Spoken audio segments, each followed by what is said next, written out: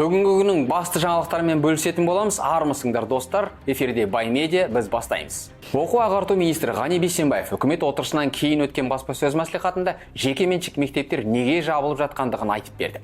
Жекеменшік мектептерге төленетін субсидия кешігіп төленіп жатқандықтан биылдың өзінде 20 мектеп жабылып қалыпты. Бейсенбаев мұның себебін шағын мектептердің үстінен түсіп жатқан шағым көбейіп жатқандығымен түсіндірді. Министр соңғы 3 жылда жекеменшік мектептерді мемлекеттен қолдау көлемі 35 миллиард теңгеден 330 миллиард теңгеге дейін артқандығын айтты. Мектеп орны жеткілікті ауданға мектеп ашу жағдайлары материалдық техникалық тұрғыдан толық жабдықталмай, ақша табу мақсатымен ғана жұмыс істеу фактілері бойынша шағымдар түскен дейді ол.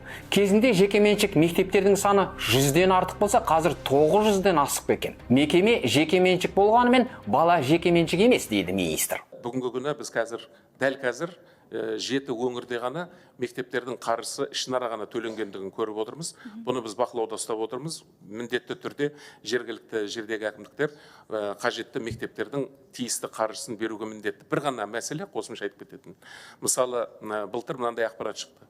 70 мың оқушы мемлекеттік мектептен жекеменшік мектепке ауысты деп. Осы жерді фиксируйте. 70 мың бала мемлекеттің мектебінен қаржы алып жатқан балдар, солай ғой?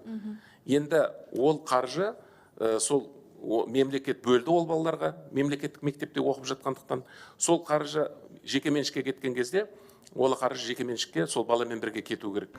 Журналистердің келесі сұрағы балабақшаларға арналды. Себебі балабақша кезегін сарғайып күтетіндердің қатары күн санап артып барады. Еліміздің демографиялық өсуі мен көші-қон процестері әсіресе ауылдық жерлерден қалаға қарай миграция әсерінен балабақшаға бала сыймай жатыр. Тіпті дүние есігін аша салысымен баласын балабақшаға кезекке тіркеп қойғанның өзінде үлгере алмай жатқандар бар. Жекеменшік балабақшаларға барайын десе қалта көтермейді. Интернетте тәрбиешілердің кішкентай балаларды сабаған видеолары да жан түршіктіреді. Енді министрлік бұл мәселелерді қалай шешпек? Өткен жолы парламентте, мәжілісте балабақшаларды, жеке меншік балабақшалардың бәрін лицензиялау туралы мәселе көтерілді. Бұл да келеңсіз жағдайларға жол бермеуге тосқауыл мемлекеттік деңгейде, заңнама деңгейінде тосқауыл қойылды, арнайы қабылданған шаралардың бірі. Ол тек қана бір мекемеге немесе бір жаңағы жергілікті жерге қатысты емес. Тағы бір мәселе, онсыз да айлығы көп емес мұғалімдерге газет журналдарға жазылу кезінде ай сайын 10-15 мың теңге алып қалады екен. Жазылмайын десе директор ұрсады. Газет шыққаннан кейін ауылға 3-4 күннен кейін жиналып бірақ келеді дейді депутаттар. Ол кезде бүкіл жаңалық ескіріп кетеді. Теледидардан, интернеттен барлығы танысып қояды. Сонда не үшін ақша төлейді деген сұрақ туындайды. Бақылаушылардың ойынша бұл үрдіс әзірше тоқтамайды. Себебі білім саласы министрлікке емес, жергілікті атқарушы органға қарайды. Мектеп директорларының білім бөлімінің басшыларын жергілікті атқарушы орган тағайындайды. Сондықтан олар министрліктің бұйрығын емес, жергілікті биліктің айтқанын орындайды.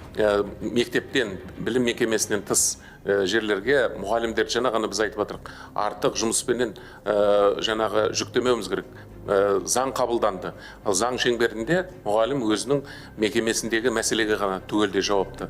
Сондықтан сіз оны жақсылап тұрып жеткізу керек. Ата-аналардың да жауапкершілік күшеймейінше, бірікпейінше бұл мәселеде біз үнемі осындай дүниеге кездесіп отыруымыз мүмкін. Осы сияқты проблемалардың кесірінен балалар арасында суицид көбейген дейді мамандар. Себебі елімізде ерте жастағы жүктілік статистикасы да жоғары екен. Бұл статистика Еуропада 6-7 есе төмен екен. Себебі Еуропа елдері жыныстық сауаттылық туралы балаға мектеп кезінен бастап оқытады дейді мамандар. Олардың пайымдауынша ерте жүктілік бұл жыныстық тәрбие туралы білімнің жетіспеушілігінен. Бірқатар отбасында аталған тақырып төңірегіндегі әңгіме сөздің өзі қозғалмайды. Ол аз болғандай, буыны қатпаған жеткіншектердің бір-біріне әлімжеттік көрсетіп, тіпті соңы қайғылы оқиғалармен аяқталып жатқаны жан түршіктендіреді. Себебі әлімжеттік құрбаны болған балалардың басым дені ішкі күйзелісті сыртқа шығара бермейді. Оқиғамен бөлісуді құптамайды. Әр сыныпта ондай оқушылар болады. Олар бірде қатарластарын кемсітсе, бірде қол жұмсап жібереді. Көбіне мұндай келеңсіздікке бастауыш немесе орта сынып оқушылары жиі тап болады дейді мамандар. Бір қызығы, бұзақы санатындағы балалардың көбі тұрмыстық зорлық-зомбылыққа ұшыраған оқушылар екен.